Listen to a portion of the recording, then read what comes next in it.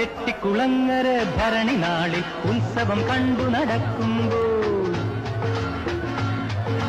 ചെട്ടിക്കുളങ്ങര ഭരണി നാളിൽ ഉത്സവം കണ്ടു നടക്കുമ്പോൾ, കുപ്പിവളക്കടയ്ക്കുള്ളിൽ ചിപ്പിവളക്കുലക്കിടയിൽ ഞാൻ കണ്ടൊരു പുഷ്പമിരിയുടെ തേരോട്ടം, തേരോട്ടം, തേരോട്ടം, തേരോട്ടം.